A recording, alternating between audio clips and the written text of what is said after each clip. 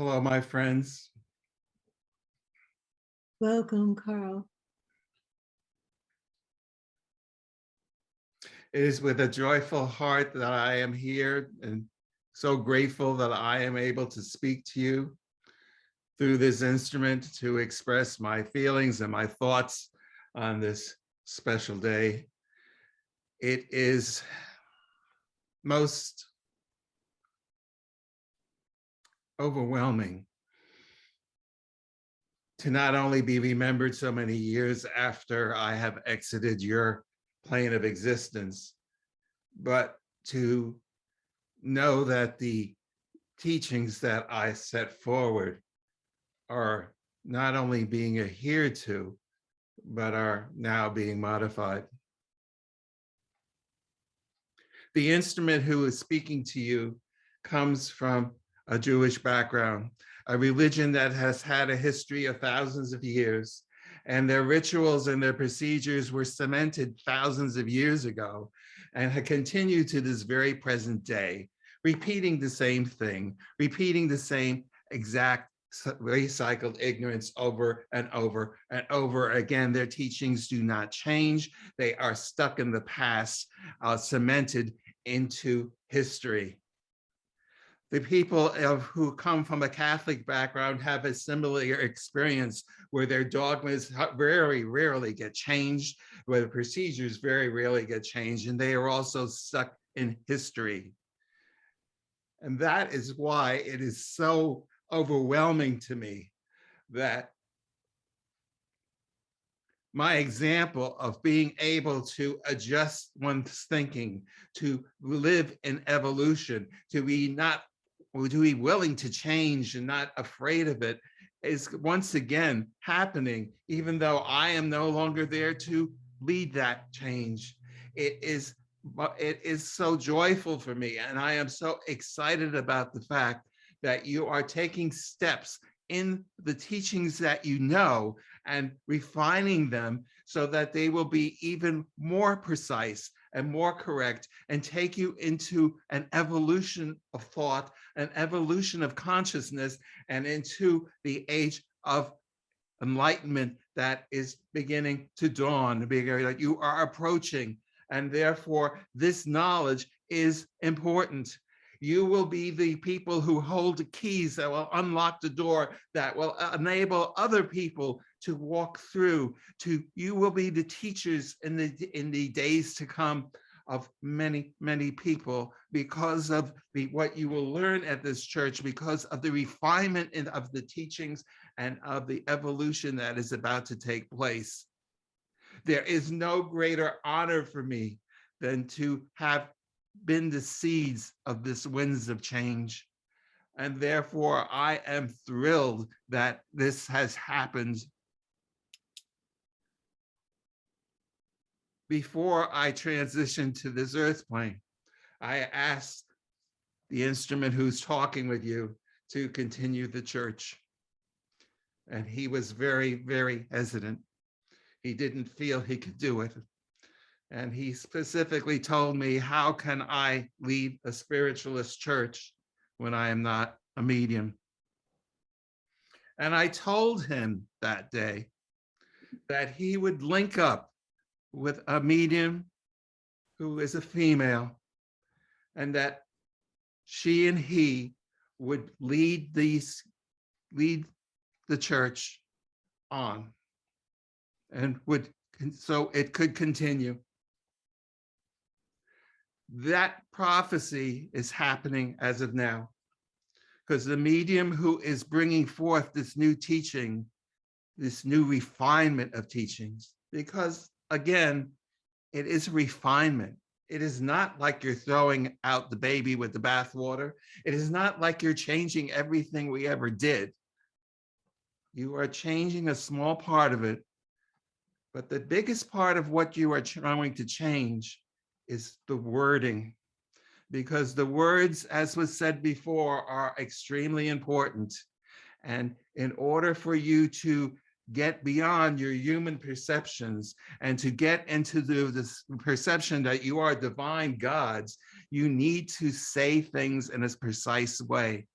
And that is the biggest change. And that will be the biggest hurdle. But it is going to be just as many athletes who practice jumping over the hurdles. Eventually, it will be second nature and the hurdles will exist no more. So do not be concerned. Do not be concerned about it, because it will be something that you will get used to over time, just as you got used to the teachings when I introduced them many years ago and began to incorporate them. They are like second nature to you now, and it will be first nature to you to say it in the correct manner that you will learn in the days to come. So again, I cannot express my gratitude enough that these changes are being made. My gratitude to the spirit people, the council that is helping to bring these teachings to the church that I founded, to the group of you that are here, and those of you who tune in every so often. You will be exposed to this new teachings, and hopefully it will be like first nature to you as you continue, and therefore you will be able to incorporate these into your life and become the true gods that you are, and learn to manifest your destiny, your desires into your life. Because as was taught in this church since its inception, you create your own reality by the way you think. And that is still very true. At this point, we will entertain your questions. Thank you. The first question is from Susan. The Ram has told us that we all, as humans, have a, quote, hole inside us. We try to fill up that hole with food, drugs, alcohol, other people, or things.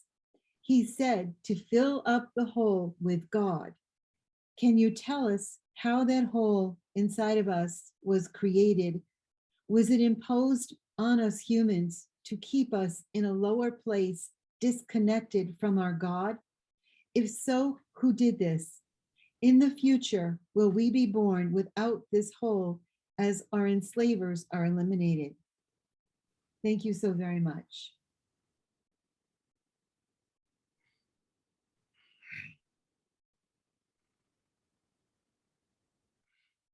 My dear friend, I am quite confident you are going to be surprised by this answer. Mm.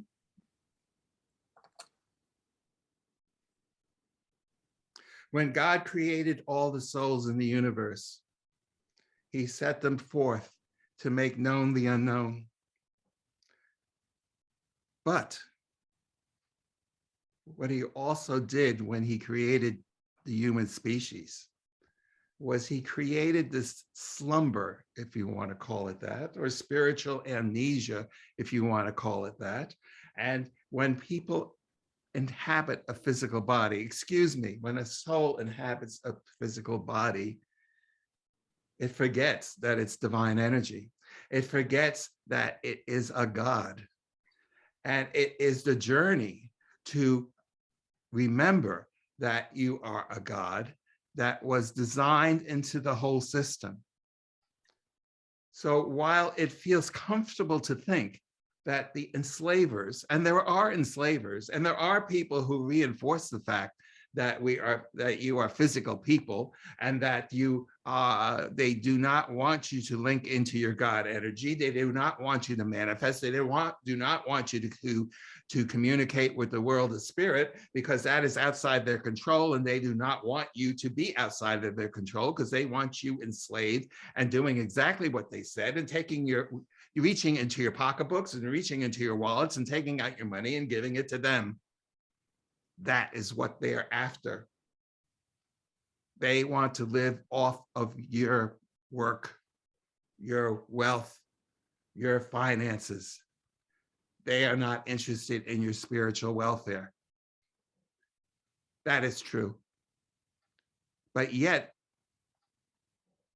the divine creator created the whole system of spiritual amnesia, of you forgetting your divineness. And therefore, that is part of making known the unknown.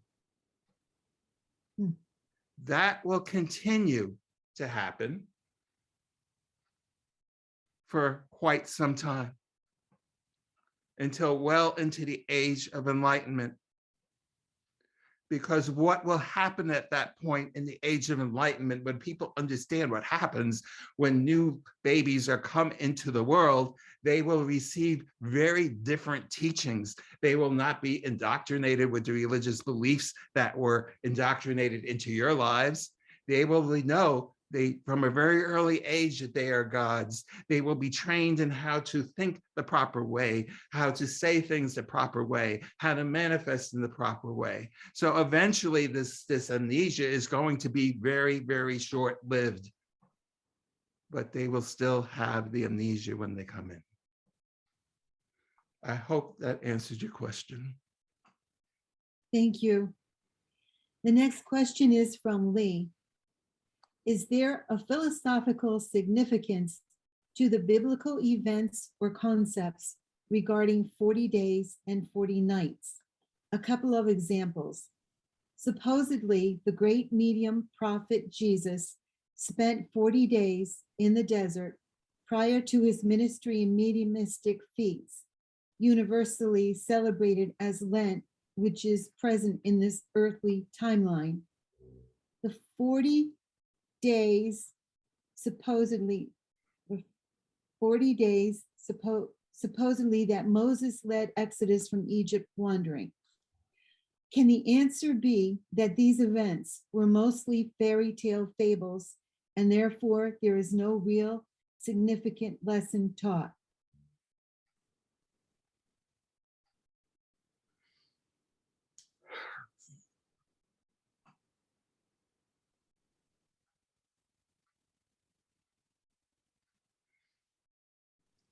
One should understand that things do not happen haphazardly. The people in the Bible that you speak of were instruments of the Spirit who were being led and guided by us in the world of spirit. We wanted to encode certain truths within that book that you speak, the Bible, which has been highly edited and manipulated by the enslavers to keep people away from spiritual truths. So and of course, since we lived and do live in a dimension that is timeless, we knew that editing would take place. So we engineered the events to have certain information and certain codes in it that would not be eliminated from the book when it got edited. And therefore people could look at the book and read the book and all of a sudden ask questions like you're asking, what is the 40 days all about?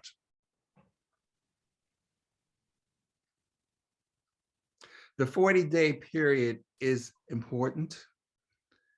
It is a cycle of contemplation. It is a cycle of time that enables the soul of a certain person, if they were to carry on a fast, such as the man Jesus did, such as the man Moses did, to achieve a certain level of spiritual consciousness that is beyond the norm of most people, because most people have forgotten that they are gods and do not access that type of energy. It was a way to access the spiritual energy of getting into the divine energy of being your God. And that's what the 40-day period did.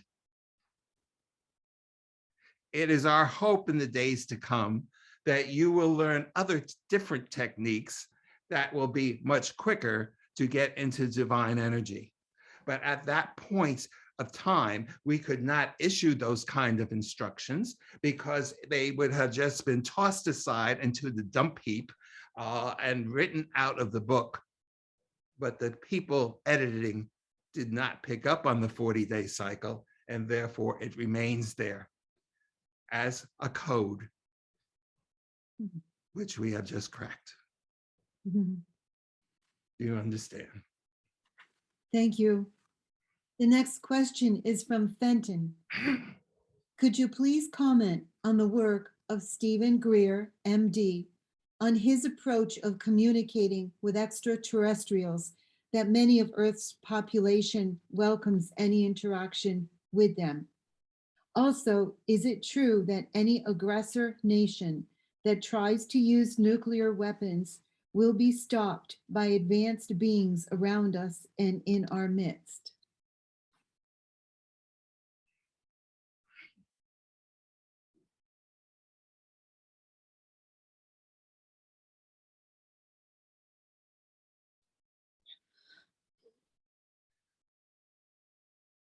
Learning to communicate with extraterrestrials as you are speaking about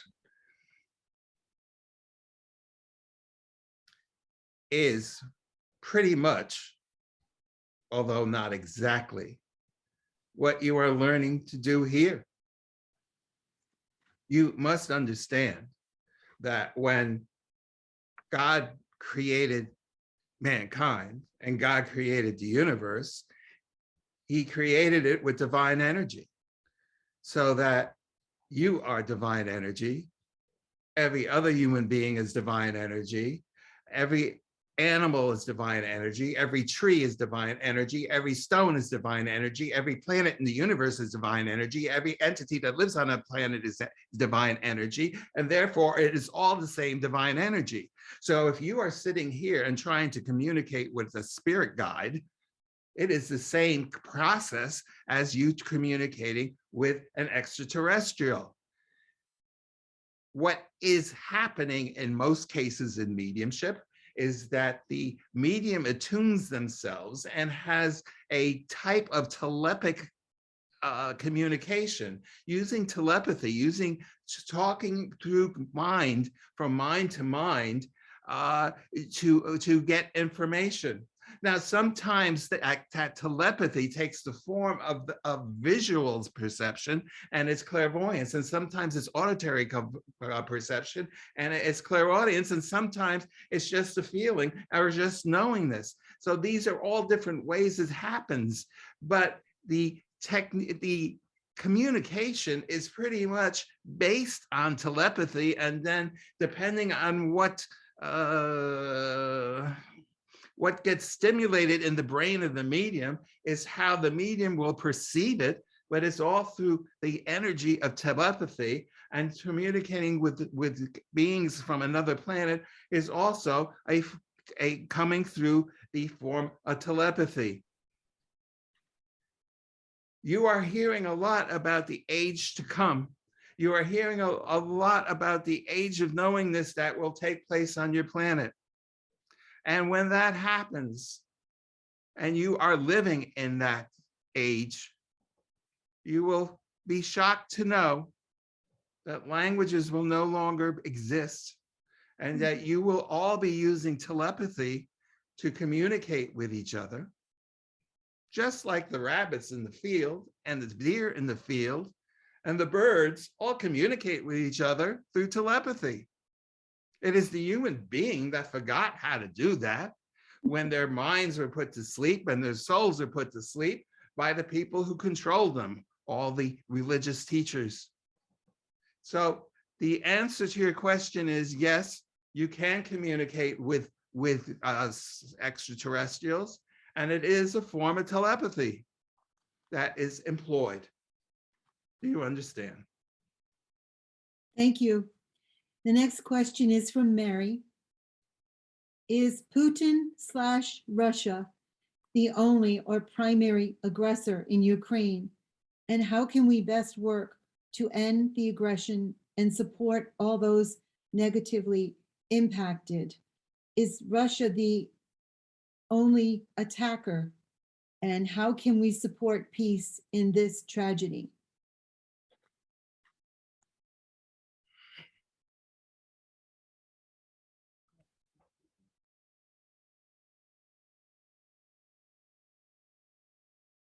The answer to your question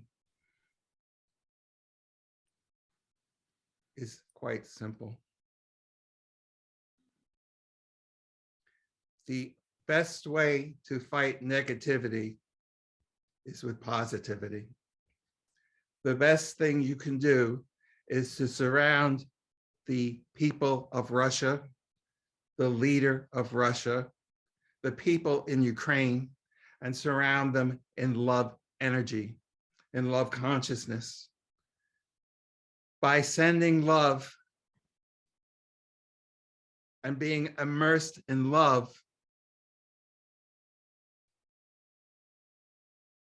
well, think of it this way. If you take a glass of water, and that glass of water is war or negativity, and you take a bottle of red ink with an eyedropper, and you take 2 drops of red ink and drop it into the water, and watch what happens. Those 2 drops of red ink will spread out eventually throughout all the water and change the water from being clear into a shade of red. The red energy is positive love energy. It will alter, it will mollify, it will change the vibration of negativity, just as red ink changes the water. So by constantly changing, by constantly projecting love energy, love consciousness to the people that are in the midst of this turmoil, you are assisting them and you are helping to neutralize the negative aspects that are there. It is a subtle process in the beginning, but it is the best way to assist the people on a spiritual level, is to surround them in love, surround them in the consciousness of love, and just hold it there and know that it is there and it will be absorbed by them and it will change the situation. Do you understand? Thank you. So this question is from Carol again on the Ukraine situation. So we've heard all the negative stuff on the mainstream media, but we've also heard that the real reason for Russia going into Ukraine is to take out, the United States has biolabs there that are working on additional viruses, and they were taking those out, as well as taking out the cabal, which we understand Ukraine is in the hands of the cabal, and the cabal is entrenched there. So can you kind of clarify that, if Russia's real purpose is to get rid of the cabal and help the Ukrainian people?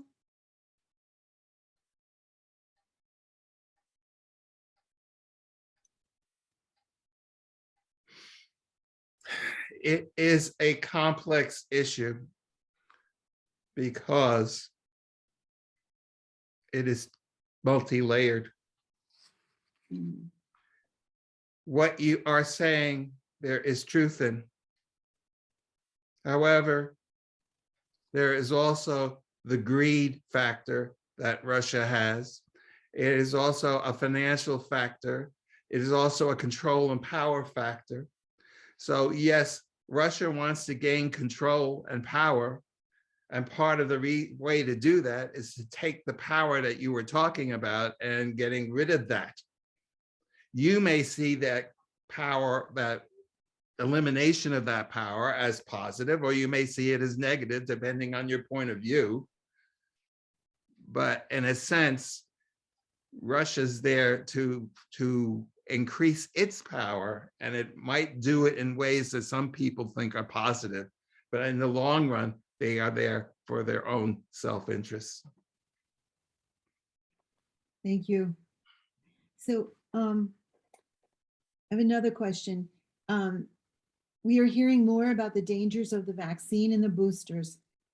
Apparently, we're hearing that the boosters now contain HIV virus. Has any progress been made to counteract the bad effects of the vaccines and boosters? Many of us have families and young children who have been jabbed, and we need to know what we can do to help them, if anything.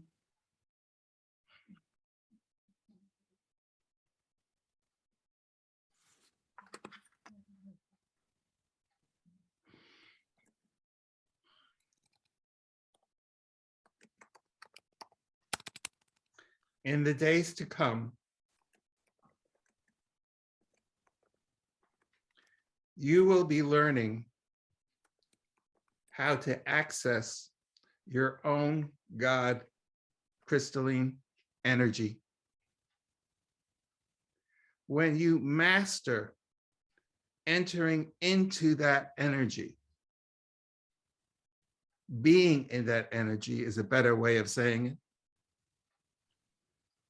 Leaving your physical mentality and consciousness and being in your God essence energy as you are meant to be, you will discover that all kinds of physical ailments will no longer exist because they will be nullified.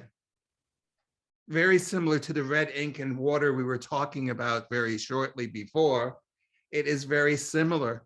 When you enter, when you have achieved being in that energy, when your being is in the crystalline energy and you hold it there, it will change your physicality, provided your perception has allowed you to get into the energy properly.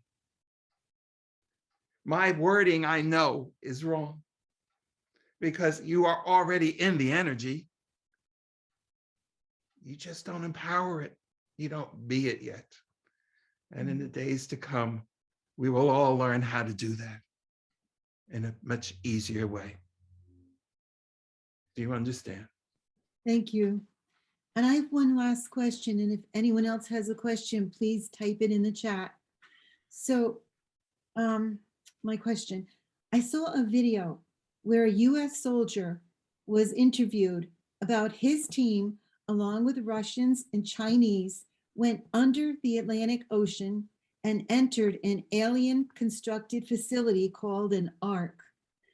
I was most impressed with the soldier's moving testimony about the love and peace he felt when he was inside this Ark. Apparently, the Ark is constructed of living material that has consciousness. I understand that these Arks are in various locations throughout the world.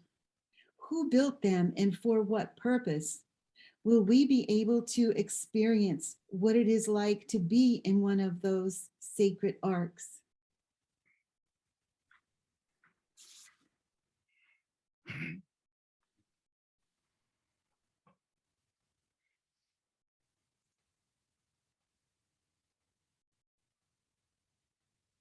There was a time on this earth plane when enlightened beings walked the earth. They were the masters as you understand them. They understood the ancient wisdoms as you understand them.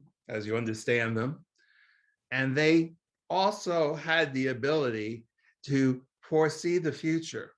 And they could see that the tyrants would take over the world and would control the world. It alters man's consciousness.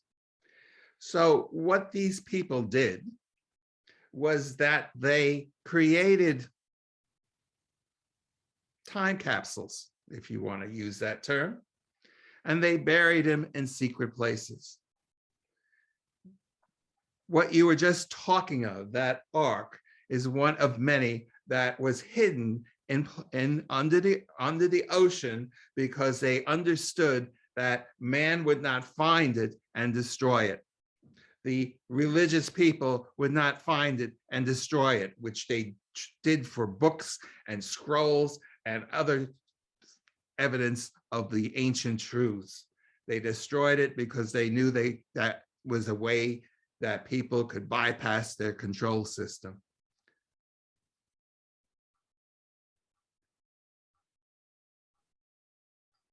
There will be some people who will be able to go to those arks, but we say to you, those arks are there as a reminder of what was created to remind you of a simple truth.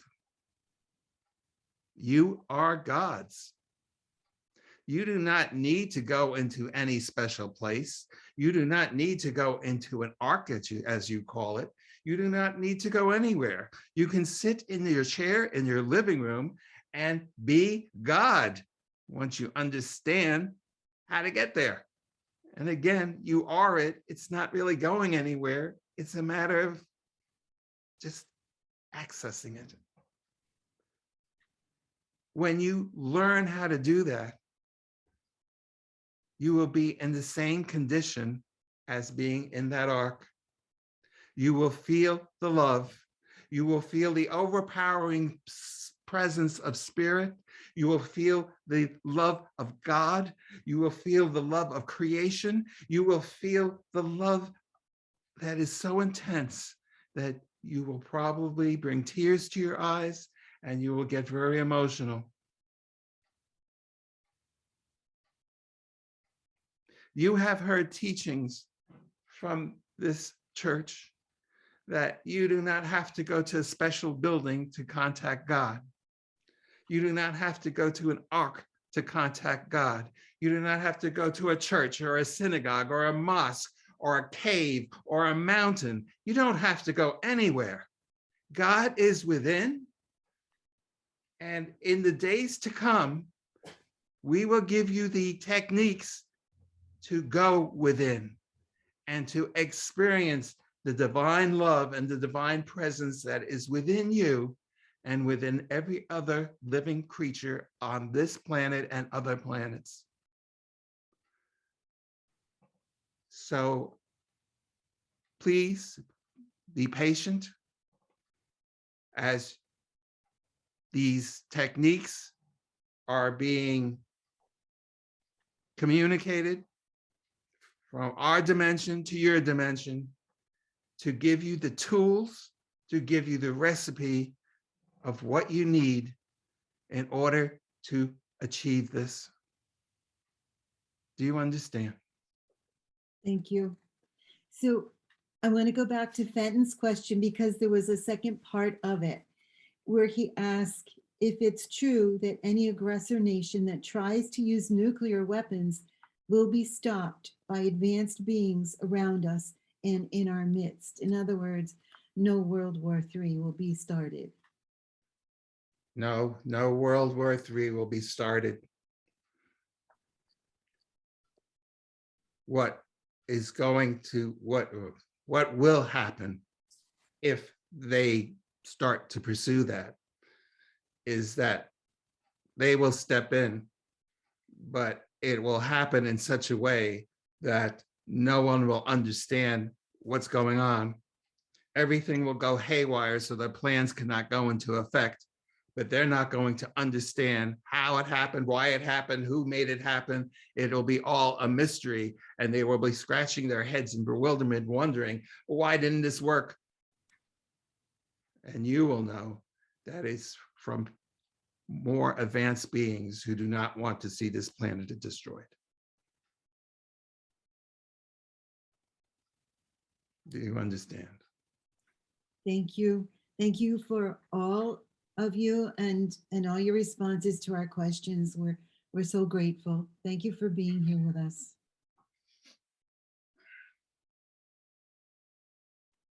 Again, my friends, it is my great pleasure for me to step in and be the moderator for the people who come in and to answer these questions.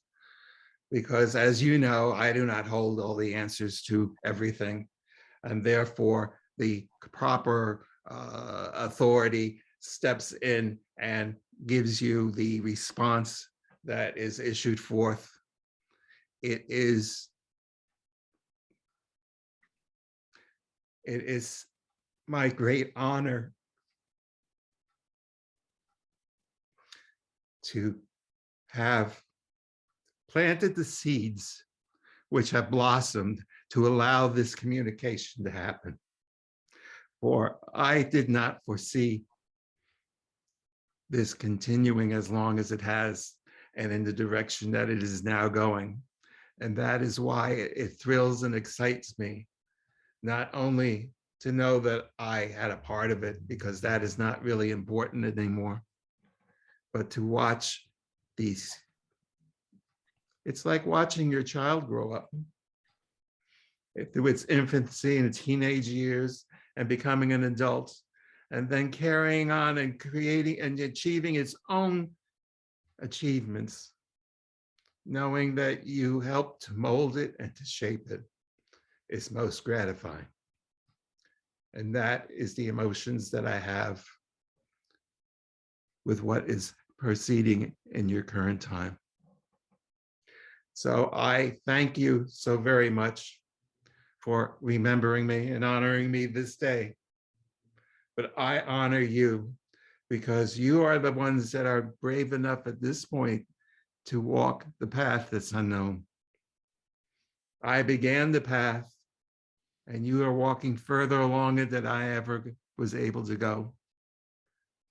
And I am so honored that this is all happening. So I leave you with my blessings and my love and my admiration. And carry your torch, your light high, for you are all the leaders of a new age that is going to dawn. My peace and my blessings with you. So be it.